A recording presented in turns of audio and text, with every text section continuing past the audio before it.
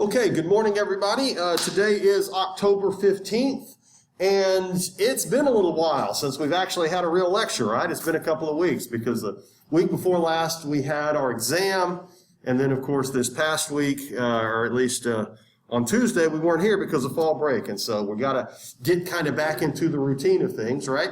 And we are now going to be starting the second part of this course. Now, that being said, there is a topic that I didn't actually discuss in the lecture from last time, and I do want to spend just a few minutes talking about it because it sets us up for what's going to be happening later on. And so without really understanding the Congress of Vienna, it's going to be a little bit more difficult to get some of the other material. So what I do want to do is just have a little brief discussion on this. Now, you were supposed to study this for the exam. You were supposed to study this in Module 3. Y'all understand this. So I'm not giving you Module 4 material right now.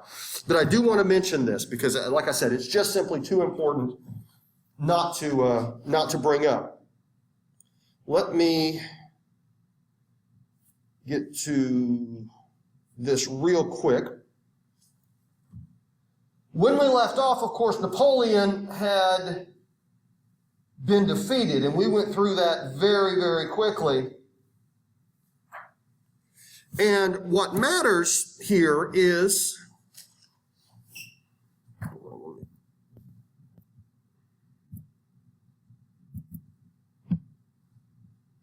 there we go. What matters here is after Napoleon was finally conclusively defeated and sent into exile where he is definitely never coming back, a very, very large, comprehensive Congress was held. Here's Napoleon here. You know, a caricature of him being sent away. Y'all can see that here. But anyway, he was eventually sent to the island of St. Helena after his attempt to come back, and that was the end of it. And he would die in 1822. A very big conference was held on how to put Europe back together, how to restructure after 20 years of European turmoil. Borders had been redrawn, wars had been fought and lost, alliances had been made and switched around. There was a lot to discuss, and the Austrian Empire offered to host this, and the man who represented the Austrian Empire at this Congress, which was known as the Congress of Vienna, was the fellow you see here on the right, Clemens von Metternich. And he was an Austrian aristocrat who represented the Emperor of Austria. And he took the lead in trying to sort out some sort of order from all the chaos that had happened as a result of Napoleon. Now, let's think about the questions that we've got to ask, and we are moving quickly. Let's think about the questions that we've got to ask here. First of all, and I'm posing this to you, what should we do with France, right? France has been waging war now for 15, really 20 years. France has been responsible for millions of deaths. Napoleon redrew the borders. They invaded Russia. France has been pretty bad here. France is the bad boy. Should we punish France? Should we make France pay for it? Should we, take retribution against the French for all the terrible things they've done? Well, you could say yes, you could say no. There's going to be arguments on either side of that. What do we do with the nations that were allies with Napoleon? Because there were plenty of nations, particularly within the German states, like the nation of Saxony, which had been friends with Napoleon, right? Do we punish them too if we're going to punish France? What about nations that were sort of friends with him and then they weren't friends? What about nations that flipped back and forth? What about them? What about the nations that had opposed France and had been on the good side and had played a role in bringing down Napoleon, notably Russia? Should those nations get something in return? Are y'all following me? Right?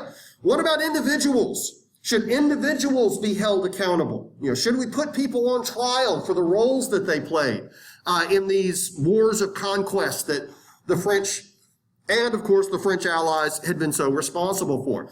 What about political changes? If we restore governments and restore borders, What type of government should we put back in place? Should we put old regime-style governments back in place? Should we put constitutional monarchies back in place? Right? The Bourbons have come back to France. Should the old regime simply be restored? Should, Louis XVI's younger brother, who becomes Louis XVIII, should he become an absolute monarch again? Right? There's a lot riding on this. Now, I'm going to pose this to you. If we punish France, and if we punish the nations that had been allies with Napoleon, and if we reward the nations that had fought Napoleon, and if we seek retribution in those regards, what might be a problem with that? What might be that feels good, right? It feels good to get even. It feels good to get back at the people that hurt us. But what might be the problem with doing that? Why might that not be such a good idea? What's the potential downside? If we punish France, if we seek retribution and redraw borders to reward the nations that fought Napoleon and punish the nations that work with him, why might that not be such a good idea, perhaps in the long term? They might lash out, right. The French aren't going to be too happy about that, are they? Right? If we introduce, quote unquote, radical change, all we're doing is kind of opening the door for more chaos, right? But we could also agree that it's probably not fair to just pretend like none of this happened. France, somewhere in the neighborhood of 5 million people have been killed because of French aggression. Are we just going to pretend like none of it happened? Okay, we'll just, no harm, no foul, everybody go back to being normal. How about this? Should absolutism be restored? Should we bring absolute government back? No? Well, then what should we put in place? Right? Constitutional monarchy? Right? Should we give the French the ability to choose their own government, or should we impose one on them? We can see a problem there. If we go in and tell the French how they have to govern themselves, that might not be good, right? But at the same time, what do we do? It's a problem. Well, it got a little bit more complicated because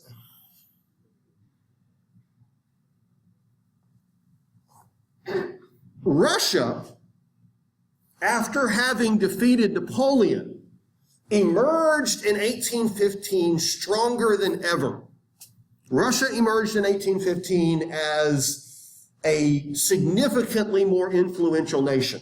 Not only because Russia had driven Napoleon back and was really so responsible for defeating Napoleon, but, it was just, the Tsar is that much more powerful. And so the French representative at the Congress of Vienna, who, let's admit, had his work cut out for him, is the fellow you see on the left, Maurice de Talleyrand. And his job was to get France out of this as easily as possible. Talleyrand secretly, quietly discussed with the other great powers the idea that we might need to worry about Russia now. That the next Napoleon might not be French. The next Napoleon might be Russian. Are you following me? Or for that matter, the next Napoleon might be Prussian. North Germany is emerging from this stronger than ever. And the Prussians now have a powerful army, and the Prussians proved that they can really fight. Maybe the next Napoleon will be German, right? You just never know. And so Talleyrand was able to make sure that France did not get punished too harshly, because nations like Britain and Austria came to conclude if Russia becomes aggressive, a strong France might be in our best interest. Are y'all following me? And that ties us to, admittedly, I'm going very quickly. The fighter here is a caricature of, the cartoonists really had a fun time. They're all, doing their little dance at the Congress of Vienna, right? They finally concluded that the best results for restructuring Europe was to more or less restore the borders that they had been before Napoleon took over, to just put things back to where they had been, to allow nations to govern themselves. You know, France can decide the government it wants, Austria can decide the government it wants, Prussia can decide the government it wants. But to put law and order, stability, above all other priorities. At the end of the day, we do not want there to be any more chaos. We do not want there to be any more disruption. We want legitimate governments in place that will prevent any type of revolutionary activity. Are y'all following me? And so that sort of became the mantra of the Congress of Vienna. Now, there were a few changes. Russia got a hold of Poland. You know, Tsar Alexander went to the Congress of Vienna personally, and he insisted that Russia is not giving up Poland. Russia is going to take Poland. And he didn't want Poland because he wanted more land or more people to rule over. Goodness knows he already had enough of that. What he wanted Poland for was as a buffer zone in case Europe ever invades again. You know, I'm going to have a space between Russia and the rest of Europe so we don't end up with a European army in Russia. And boy, isn't it nice to know that that never happened again, right? Prussia got more territory. Way here, there's a little yellow spot in the middle there called Saxony. Saxony had been a pretty strong ally of Napoleon, so Saxony lost territory. But for the most part, the borders were redrawn as they had been before. But there are two forces that need to be understood as a result of this. There's two forces that the Congress of Vienna did not like. The Congress of Vienna did not like. So we have to think about this for a minute. And Clemens von Metternich very much did not like this. One force that clearly had emerged as a result of the French Revolution was what Metternich would call liberalism. What Metternich would call liberalism. Now, that has nothing to do with modern politics. Liberalism in the 1815 context is promoting the kind of freedoms that had led to the French Revolution to begin with. Now, hear me out here.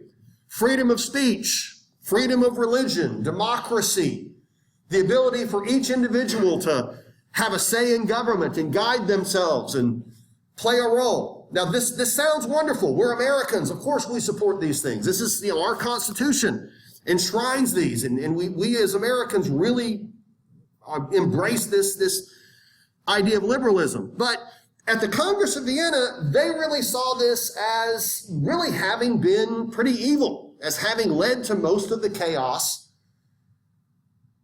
that had been so destructive. Think about this for a minute. Everybody gets to vote and everybody gets to show up and have their opinion. Well, when France decided to let everybody vote, they voted in the Jacobins, right? When France gave everybody the ability to influence the government, they put Robespierre in power and started cutting everybody's heads off. Are y'all following me? Let everybody speak their mind, no matter what. Anybody can stand on the street corner and express their opinion. I got news for you, folks. We get pretty bad opinions when people do that. Unfortunately, people can be manipulated. People with very bad ideas can raise very big crowds and get lots of power. Look at, again, people like Napoleon, right?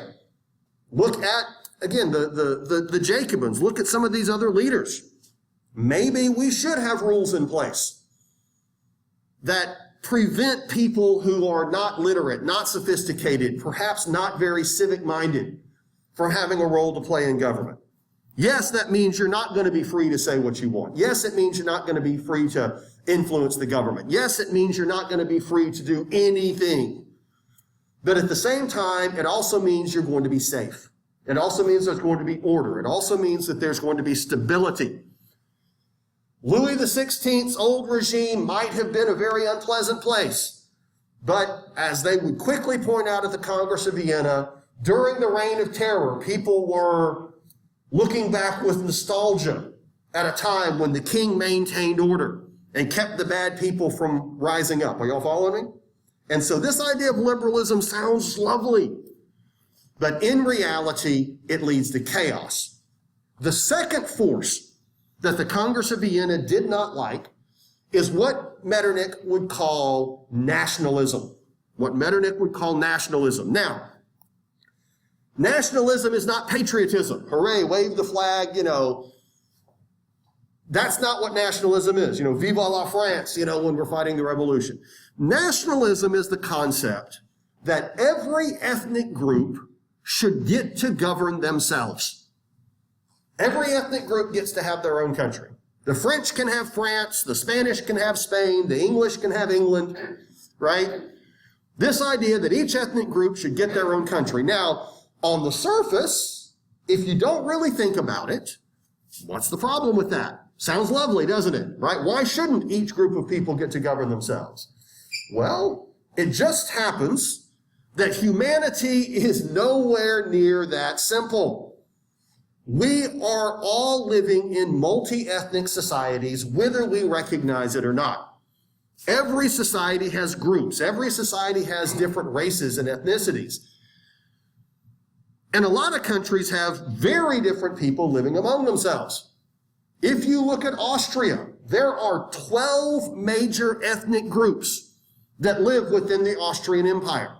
12 major ethnic groups. Now, if we say, let every ethnic group get their own country, first of all, we have to decide what an ethnic group is, right? What actually makes you a member of an ethnic group? Is it your religion? Is it your language? Is it your shared history? Newsflash, you share a lot in common with a lot of people that you think are different, right? And secondly, if we're going to decide that each ethnic group gets to govern itself, who's going to draw the borders, right?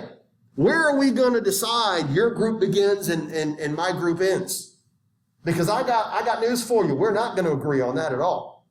And so if we start carving out borders based on, admittedly, artificial ethnic borders, we're going to start fighting over them. We're going to have chaos. And what's going to happen when the minority group lives within the majority, right? What happens when we carve a border and one group is living there and they're now the minority? Are we going to kick them out, right? Are we going to get rid of them? Humanity is not that simple. You cannot realistically say every ethnic group gets to govern themselves, that everything be clean and tidy and we all agree on what it should look like. It just doesn't work that way. When we start saying that, we are going to have civil war. We are going to have chaos. We are going to have racism. We are going to have bigotry. Here's an idea. Instead of saying every ethnic group gets to govern itself, how about we say that you're going to live around people that are different than you? You're going to have neighbors that are not like you. And you know what you're going to need to do? You're going to need to get along with them. You're going to need to respect people who don't fit your category. Maybe you're the majority and there's a minority group of people living within your society. You need to respect them, don't you? Maybe you're the minority living among the majority. Well, newsflash, you've got to respect the fact that you're a minority in the majority, right? And you've got to learn to work with the nation that you're in. And so Metternich said this nationalistic idea may sound lovely, but only to people who don't really think about the fine print. And this liberal idea might sound great, but not when you start thinking about the fine print. Now, can anybody tell me why a nation like Austria would push liberalism and nationalism as evil so aggressively? Why they, above all else, were the country that said, we do not like this liberal philosophy and we do not like nationalism? Why the Austrians? And I gave you a hint a little bit earlier. Bingo, you got it. There's 12 major ethnic groups in Austria. If you start saying everybody gets to have a voice in government and everybody gets to say what they want to say and do what they want to do, Austria is going to be chaos. They don't even come close to speaking the same language. They do not have the same. Austria is absolute human gumbo, folks. It is every kind of person imaginable crammed in those borders.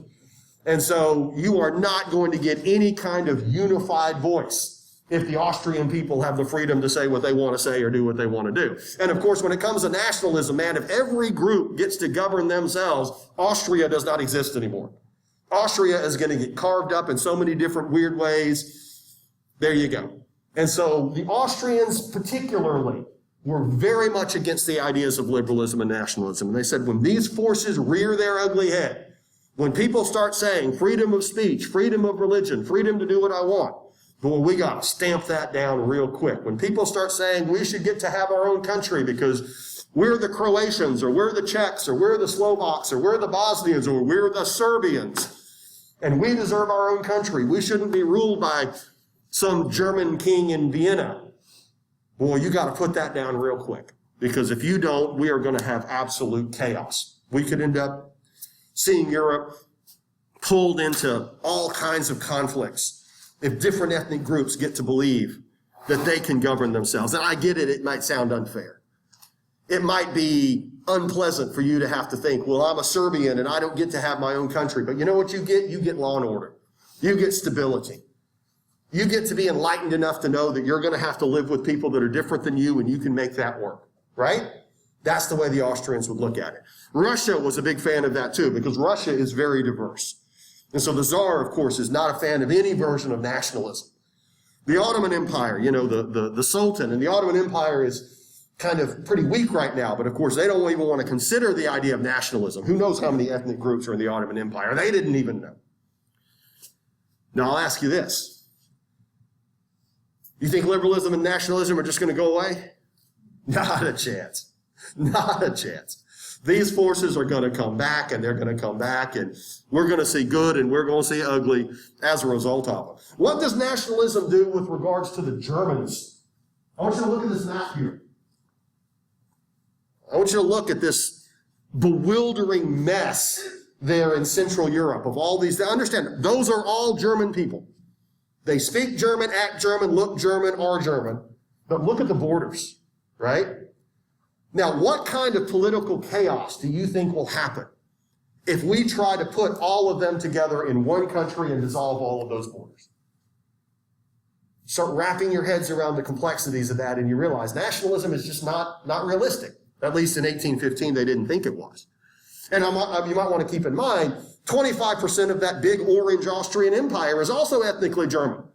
So if we unify the Germans into one country, would that include a big chunk of Austria? Right? Well, you would think, but of course, are the Austrians going to go along with that?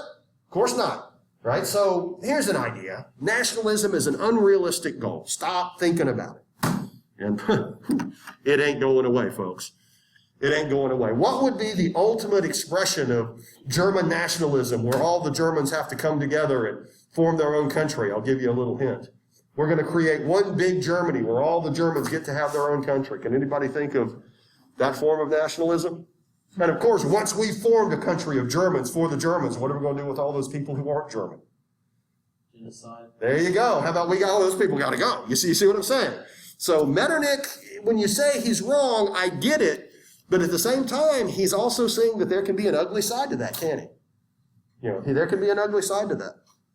Anyway, let's keep going. Let's keep going. So that's what I want you to understand with the Congress of Vienna. We redrew the borders basically as they had been before. Liberalism and nationalism, they're bad. We got to keep them down. Now, what the Congress of Vienna was able to do was maintain peace in Europe for about 100 years. Europe would not descend into any kind of major conflict. There would be some minor, but no major conflict for 100 years. So in that sense, the Congress of Vienna was a success. They also agreed to what would be called a balance of power among the major European states. The five great powers, Britain, France, Austria, Prussia, and Russia, they all agreed that they would balance each other out in terms of military strength. That way, we really couldn't have another Napoleon because no single state would be strong enough to do it. And they also agreed to what we call the concert of Europe. They agreed to what we call the concert of Europe. In very simple terms, an agreement that if a revolution broke out in any of these countries, the others would immediately invade and put it down. You know, if another revolution breaks out in France or maybe Prussia or Austria, wherever, the other countries are going to invade immediately, put it down, no questions asked, because law and order matter most. Are y'all following me there? So that's kind of where we're going with. Now, let's get to what I really want to talk about. Let's get to Module 4. And I just didn't feel comfortable moving to Module 4 without some discussion of the Congress of Vienna. So If you studied all of that, that's great. If perhaps you didn't study it as much as you should now, that's really what I want you to know about. Okay, we're going to start a whole new topic. I want to talk about the Industrial Revolution. I want to talk about the Industrial Revolution.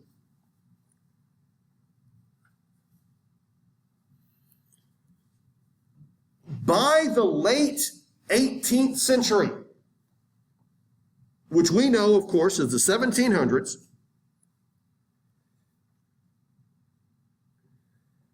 a significant development in technology combined with economic growth and consumer demand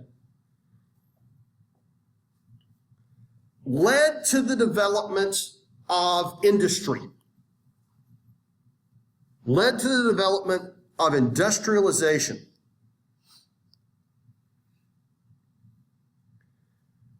And this is going to radically change every aspect of how Western people live. In fact, it will revolutionize the entire globe. It will not just have an economic impact, but it will have a tremendous social and political impact as well.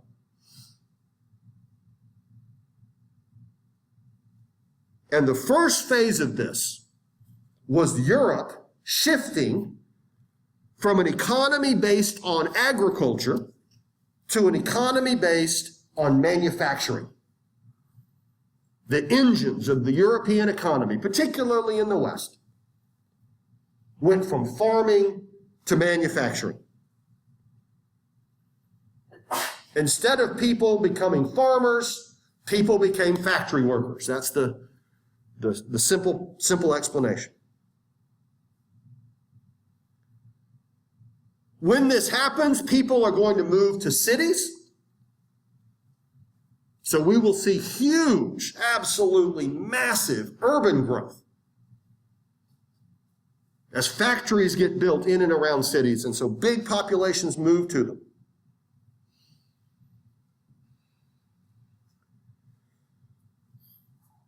We will see the emergence of what we call the industrial working class, a new type of, dare we say, peasant. But instead of peasants farming the land, they're peasants working in factories. Still poor, still exploited. You still probably wouldn't want to be one. But instead of being peasant farmers, they are peasant factory workers. That's probably the best way to look at it. We will see the generation of vast amounts of wealth.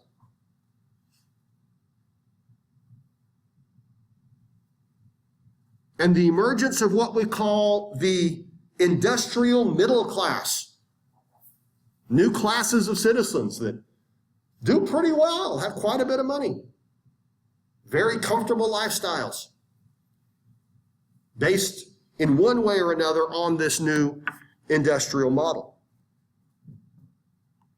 From this, we will start seeing changes in social values, social norms. It will eventually filter into politics as the working classes want to have a voice.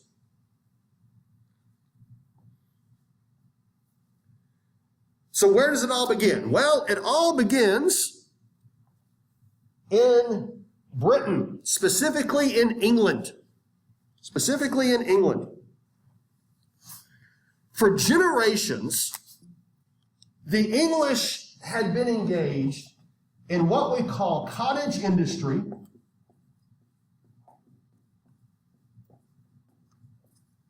also called the putting out system. And this had been going on since Queen Elizabeth. And it had existed in other parts of Western Europe as well. It wasn't just English, but the English were really good at this. This was a big part of their economy. And under cottage industry, it's not complicated. A businessman will bring a raw fiber or a raw material into the countryside, wool, leather, flax, something like that. He will then give it to farming families. They will turn it into clothing. shirts, hats, blankets, whatever.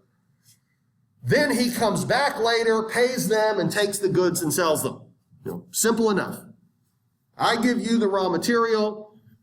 A couple of weeks later, I come and pick up what you've turned it into, and you get paid, and then I go sell it. Win-win. I make money. The farming families get a little extra money. Of course, this means that taxes are paid, so the crown is happy. And the people get shirts and hats and gloves at a lower price. I mean, it's kind of, everybody's happy. Well, what do businessmen like to do? When you go into business, why are you going into business? What's the whole point? Make money. There you go. There you go. We got a businessman right here. There we go. You're going into business to make money, folks. That's it, right? You want to maximize your profit, right? You want to keep your labor costs low. You want to keep your production costs low. You want to make as much money as you can. And so as the English become more educated, as more people become literate and learn math and science and engineering and English and literature and whatnot, we start seeing some smart minds look at this cottage industry and say, I think we can make this more efficient. I think we can improve on this process. And they started designing machines that could speed up the manufacture of textiles.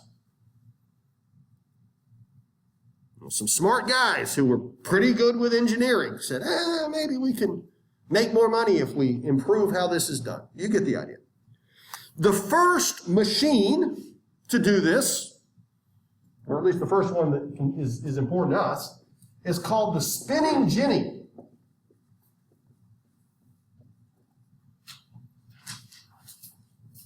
It was developed by a guy named James Hargreave in 1768.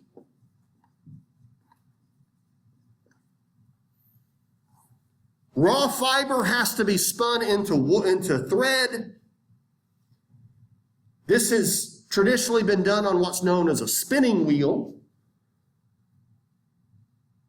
And a spinning jenny produces a heck of a lot more thread than a single wheel. It is just a vastly more efficient way to create the thread. Now it's big, it's complicated. You can't put this in a farmhouse. It just happens to work a lot better. So it's in your interest, if you're in the textile manufacturing business, to maybe invest in one of these machines and bring some workers in to run these spinning jennies. Now, of course, once we have the thread, we need to weave it into cloth, and that's a complicated process. That's done on what's known as a loom.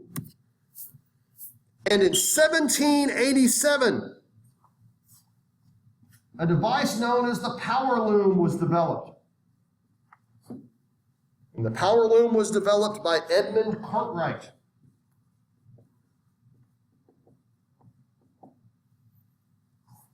Now the power loom, as you can see here, it's complicated. It's not a simple machine.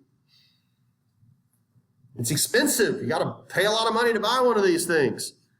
But it will weave cloth immensely faster than a single person doing it on an old-fashioned loom. I mean, this stuff will just crank that cloth out yard after yard. So investing in one of these machines is good for you. Well, now that we're moving our thread on the spinning jenny and running our cloth through the power loom, we have lowered the cost of textiles significantly. We can sell our clothing cheaper, meaning we can make more money because we can sell a heck of a lot more of it. We're doing volume here. We're doing volume here. Well, the one thing about these machines is they have to have power.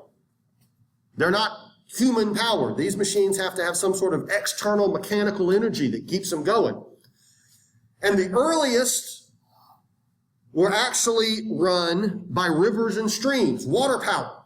They would have a big water wheel and they would build these proto-factories right next to the rivers, and the water wheel would turn, and it would turn a shaft, and then that shaft would be connected to belts that would turn the spinning jennies and the power looms. And all of a sudden, we have these places set up with a whole bunch of these machines, and we're hiring workers to come in, and the river powers it.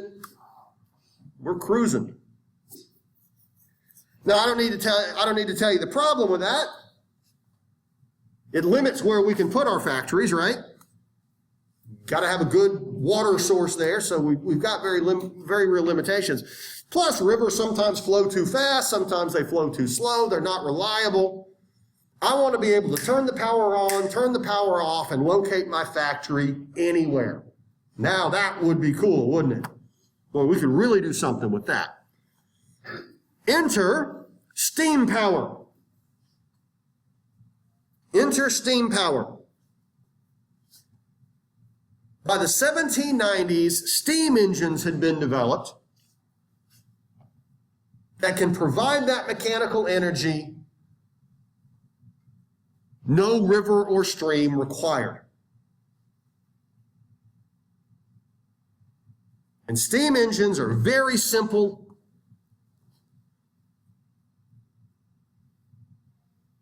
You don't have to write this down, but the gist of it is that there is a fire in a firebox,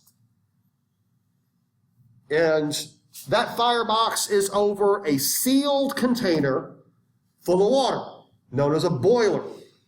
And so it's sealed, but there's water in it.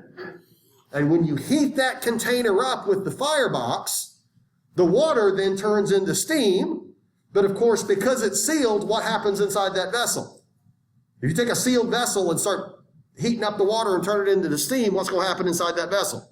It's going to get pressurized, exactly. You'll get real high pressure inside that sealed vessel, inside that boiler.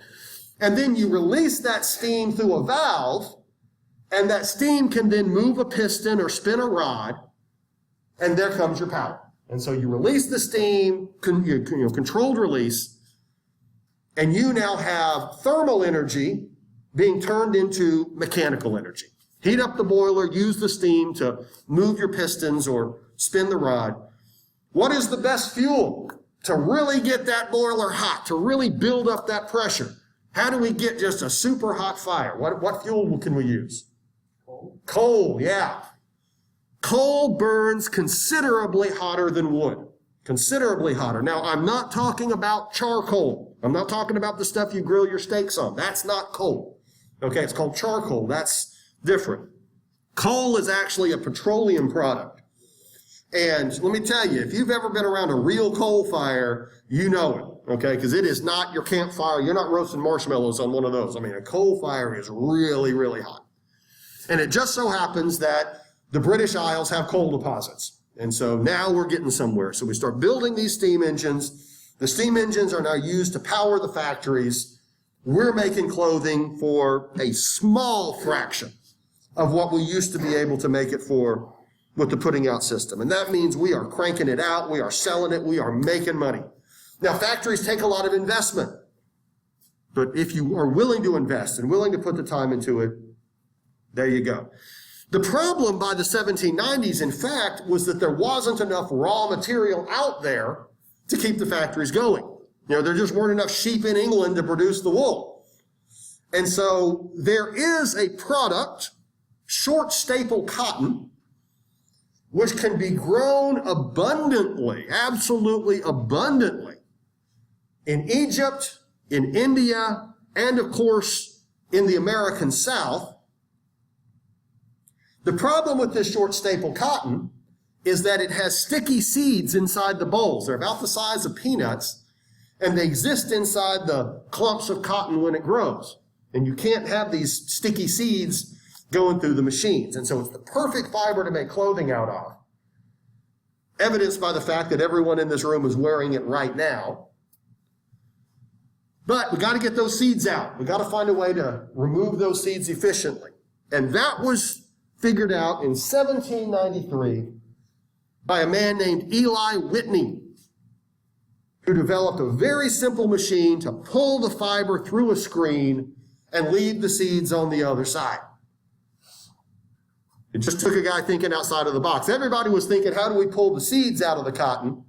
And Whitney said, let's not pull the seeds out of the cotton, let's pull the cotton away from the seeds. Just reverse the idea, and it worked. And what he called his cotton gin was a huge success. It was an instant hit. It was so popular that he couldn't even enforce a patent on it because it was so easy to make and so in demand. And now cotton will be the driver of the textile industry.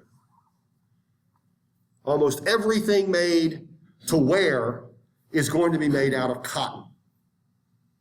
Cotton farming will expand all across these areas I just mentioned. There is, of course, a huge impact on the United States for that, but that's not what we're talking about right now. Short answer is that if you can grow cotton, you will make money. The demand is so much. We're getting complicated now, but gotta have these clothes, gotta have these clothes. Let's talk about the iron industry. Oh, here are coal deposits in England, by the way. There are coal deposits in England. Making these machines out of wood and building stuff out of wood is not ideal. And at the same time as the textile industry is emerging, same time that the textile industry is emerging, we see the emergence of the iron industry. Now, humans have been making stuff out of iron, since the Iron Age, since 1200 BC or whatever that is. Making stuff out of iron is not new. The iron plow during the Middle Ages revolutionized agriculture, for example. Iron is tough. Iron is durable. Iron is a fantastic metal. And of course, there's effectively a limitless supply. You might not know this, but the earth itself is pretty much a big giant ball of iron with a little bit floating on top. So iron ore is absolutely everywhere. Who in here knew that the earth was made of iron? Does anybody know that? The core of the earth is iron, It's iron, that's it. Like molten iron? Molten iron, that's exactly right, yeah. And that's why meteors and meteorites, they're all iron, because out in space, it's all those asteroids are just big chunks of iron. And take a wild guess what the Earth is made out of. It's all those asteroids that got together and started spinning and creating gravity, and before you know it, all those asteroids ended up in the planet Earth. Anyway, so there's no shortage of iron. Here's the problem with iron. Its toughness and its durability mean that it's also very, very hard to smelt. It's really hard to make stuff out of iron because you got to get one heck of a hot fire going to smelt the iron and form it into what you want. The iron plow that revolutionized agriculture was really not all that big at all by today's standards, but it took a huge blast furnace just to create enough heat to make something like that. Well, coal has a derivative. Coal has a derivative that is known as coke. Kind of a super coal.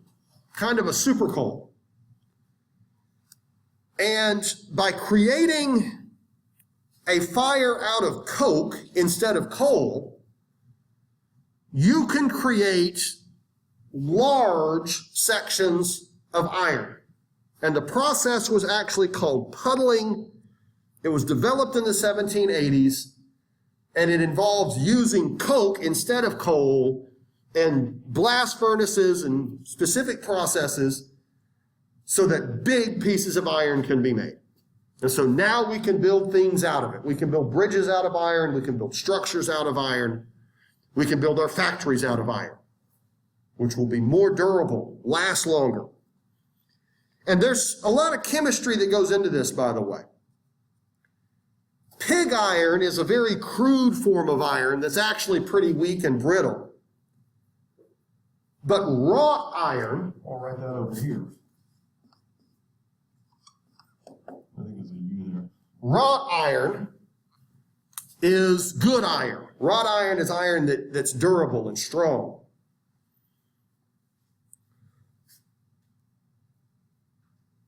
During the 19th century, as we move into the 1800s, Britain will become the largest iron producer in the world. By the 1840s, Britain is producing 2 million tons a year. Britain is producing 2 million tons a year. And it is vastly improving infrastructure. The buildings, the bridges, etc., made out of iron are better, durable, you get the idea. Now, of course, by the 1840s, we're not even producing iron alone, because if wrought iron is a much higher quality than pig iron, what's an even higher quality that you really want to start making stuff out of? Lighter, stronger, etc. Exactly. Steel. Steel. Steel is iron. I don't know if y'all know that, but steel is iron. Steel is iron that has had oxygen introduced. And the oxygen molecules make it lighter, they make it stronger. Steel is a significant improvement over iron. And as the chemistry on this improves, there's different versions of it. For example, y'all have heard of stainless steel, right? Stainless steel has about 10% chromium in it. And stainless steel, what's so good about stainless steel? Why is your sink made out of stainless steel? Yeah, it doesn't rust. Stainless steel is perfect and clean and easy to clean. And, you can leave stainless steel, you can throw stainless steel in a river and 100 years later, that won't have a bit of rust on it. And so that's why stainless steel is so good for anything that's going to get wet. It's also nice and shiny and, pretty looking, right? So but the chemistry that goes into steel is actually pretty complex. And honest to goodness, it all just gets down to how hot you can make it. The hotter you can get the steel, the higher quality you can come up with. Anyway, we got a problem with steel though. Excuse me, iron. There is going to be a big problem. It's heavy. It's real heavy. So if we produce this stuff, we got to figure out how to get it to where it can be useful. If we're building a bridge way over there, we got to get the iron over there to that bridge. You can forget people carrying it. Humans are just not capable of moving large quantities of iron in any real scale. Horses really can't do it either. We got to figure out a way to move real heavy stuff with machines. And we have steam engines, don't we? So how about this? How about we put a steam engine on rails and let that pull the iron? We're going to see the introduction of railroads. We're going to see the introduction of railroads out of necessity. And actually, the first railroads weren't developed to pull iron or any other freight. They were designed to pull coal out of mines. The demand for coal had become so great that coal mines in various parts of England and Wales had just become so deep and so extensive that men could no longer pull the cars up. And so somebody said, hey, let's put a steam engine on it and rig that thing up. The first locomotive, the first railroad, was designed to pull coal cars out of mines. And it was actually introduced in Wales in 1804. Wales has a lot of coal, Wales is not England. It's its own country in that sense, but it's on the western section. And it could pull this coal at about 5 miles an hour. But it could pull far more coal than humans ever could, and of course it never got tired. It worked.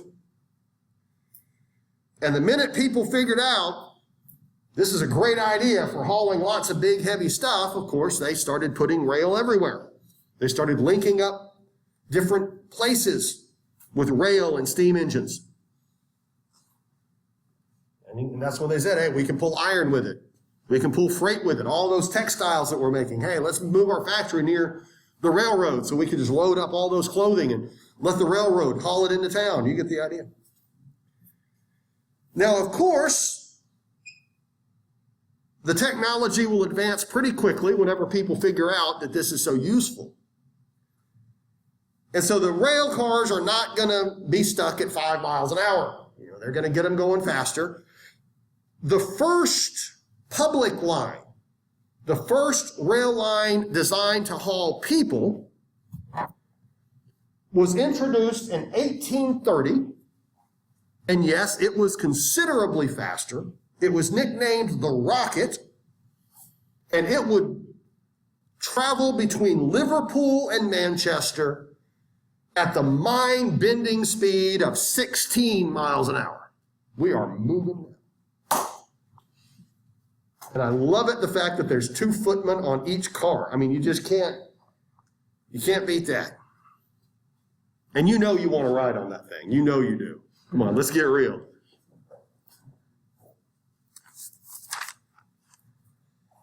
Now, what we have to understand is that railroads will start revolutionizing every way in which people live. It is now possible to get on a train and go to some city you've never been to before. It's possible to buy things that are brought in from town that would never have been available to you. We can put livestock on rail, which means that pigs and cows and chickens are now available in cities on a daily basis. All these textiles suddenly get cheaper. You can see places you've never seen. You can take a boat across the English Channel and take a train around Europe. Places that you've only heard of are now available to you. You can get educated. If you want to go to school, but it's a long way away, well, now you can go there by train and come back and become more literate, become more skilled. It's the possibilities just suddenly start snowballing. And of course, there's people that are concerned about this. Maybe these changes are happening too fast. Maybe we're changing the way people live a little bit more than we should. Maybe people are getting introduced to ideas that might not be healthy for them. Maybe, just maybe, it's not safe. Maybe traveling this fast all the time isn't good for the human body. We weren't designed for this. There were doctors that argued that going 16 miles an hour for such a long period of time, oh man, it'll cause all kinds of medical problems. There were those that argued that it caused an unhealthy arousal of immoral desires, meaning people were drawing the blinds and joining the 16 mile an hour club, and we can't have that. Or maybe we can. I don't know. The jury's out on that one, but people were worried about it. But nonetheless, railroads are here, and they're not going anywhere. By 1840, England alone has 6,000 miles of railroad. You understand, England is about the size of Mississippi, and England has 6,000 miles of railroad by 1840. And by 1850, trains are actually going speeds that we can respect. Steam technology has rapidly advanced. I want you to look at this locomotive. We know what a locomotive looks like. And then if you look at the one from 1804, we're talking less than 50 years. And the technology has moved ahead so fast. And by the 1850s, yes, they're traveling in excess of 50 miles an hour. As a matter of fact, as I understand it, they even got one up to 88 miles an hour, which got Marty back to Hill Valley in time. If you haven't seen Back to the Future, I don't know what to. Oh, okay.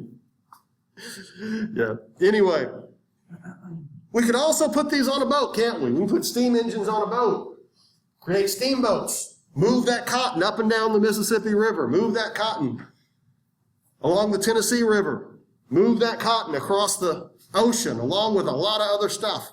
Trade and commerce can now become vastly more efficient. All kinds of goods from England can be sold in other countries, and the English people can buy goods from all kinds of places that they had never thought of before, because steamboats take everything around the world. And of course, industry won't be just limited to England. Industry is going to pop up in other countries as well.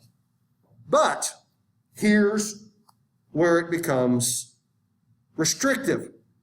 We will see industry in Belgium. We will see industry in France. We will certainly see industry in Germany, particularly North Germany. But I mentioned earlier, in order to have industry, in order to have a factory, you have to have investment, don't you? These factories cost a lot of money to build. Once they're built, you can make money. But until they're built, there you go. In order to have railroads, you have to put a lot of money down. Laying rail line is expensive, really expensive. It's worth it once it's done. You got to have the investment to begin with. So countries that didn't have a lot of money to invest, countries that didn't have what we call capital, weren't able to get industry, and it limited them. These countries include the Italian states, largely in much of Austria, and definitely Eastern Europe and Russia. There just wasn't the capital to begin with to create large-scale industry. Think about Russia for just a minute. The Russian economy is weaker than any other nation in Europe. Russia's huge, but they don't have the capital investment, and so building factories is a lot more difficult. What's going to be the problem with connecting the Russian cities by rail? Well, how about just general size, right? Russia is huge. And so think about how much track you've got to put down to connect the cities, right? Liverpool to Manchester is here, right? St. Petersburg to Moscow is, start at one end of the campus and end at the other. And so you've got a country that doesn't have as much money as Britain having to put down a heck of a lot more rail line. Russia's not going to have much railroads. They're going to have railroads, but Russia will not have the rail that we will see in places like Britain and France because of the sheer size and the sheer expense, which Russia simply can't afford. And the same is true with industry. The number of Russians that have the money to put down to build factories are just not as much out there. And so Russia is going to be behind in industry. The Italian states will be behind in industry, particularly southern Italy, which is very poor. Much of Austria, as I mentioned, there's just the capital isn't there to build it. And if you're going to build factories, let's say, okay, I'm going to, if you've got the outside capital, you're going to want to build where the other factories are. You're going to want to build where the other workers can be found. And so Western Europe, Northern Europe, they get lots of industry. Southern Europe, Eastern Europe, not so much. It will get to a point where the wealth of a nation itself, the power and influence of a nation, is pretty much based on its industrial output. Because so much more money is made, the industrial output of a nation really determines its entire ability to be a player on the global stage. Now, I want to have a conversation, and you can stop writing for a minute. And this is a lesson that you never get to forget. I'm going to teach you something that I want this to stick with you. And the reason is because it matters to you. You better believe this matters to you. Okay, very quickly. I'm going to give you an economics lesson. Please, people at home, please pay attention to this. This matters. There are 4 ways in which wealth can be generated. 4 ways. Now, we can call them primary, secondary, tertiary, and quaternary if we want to be fancy about it, but we'll just call them 1, 2, 3, and 4. There's 4 ways that you can generate wealth. Okay? Number 1, you can generate wealth by pulling a raw material from the ground and selling it. If you are a farmer, you grow your crop, you harvest your crop, you sell your crop. Are you following it? If you're a fisherman, you go out, you catch the fish in the ocean, you go in, you sell the fish, you made money, right? You can make money by mining iron ore out of the ground, right? You pull it out of the ground, sell your iron ore, profit to be made. Does everyone follow me there, right? So we will call this extraction. You make money that way. Generate income. Now, the Industrial Revolution has happened. And there's a second way to make money. And that is through industry. Now, how do we make money with industry? Well, if we are a farmer and we grow the cotton, let's say we're a cotton farmer, you're selling your cotton, you're in the extraction industry. You can take a factory, turn that cotton into shirts and pants and hats, and you just made that cotton more valuable, didn't you? Because you can take cotton worth a little bit, turn it into clothing, and suddenly that clothing is worth more money than the raw cotton. Are y'all following me? The shirt you're wearing is worth more than the raw cotton that's in your shirt, right? There might be a few dollars worth of steel in your car, but your car is worth a heck of a lot more than a few dollars. You see what I'm saying? So industry generates wealth. Industry generates wealth. Your car might be worth more than a few dollars. Mine isn't. My car's 20 years old, and I'm looking for a good cliff to shove it off of, if anybody knows one around here. They got one by DRC. Where's that thing called? Oh. Yeah. If I really decide to do that, I'll let you know. It's the third way to make money. Third way to generate wealth. And that is by providing a service. You can generate wealth by providing a service. What do I mean? Well, if somebody needs their lawn mowed and you have a lawnmower, you can mow their lawn and get paid for it, can't you? If I need a haircut and you're a barber, you can cut my hair, I pay you. You did a service, I paid you for it, right? Now, of course, it doesn't have to be something simple like mowing lawns or cutting hair. It could be brain surgery. I need my brain worked on. You're a brain surgeon, right? You see what I'm saying? So if you are providing a service and getting paid for it, you're making money. And the service can be something simple. The service can be something highly skilled. That doesn't matter. As long as you're providing a service for money, that's the third way. What is the fourth way? This one gets a little complicated, but I am just going to call this information. If you can manipulate information to come out ahead, you can generate wealth. Meaning, if you play the stock market all day and you have a good understanding of which stocks are going to go up and which stocks are going to go down, you can make money on that, can't you? You know, people that play with bonds and derivatives and high frequency trading and all kinds of wacky stuff like that end up doing very, very well, don't they? If they're good at it. You can also lose everything, including your shirt.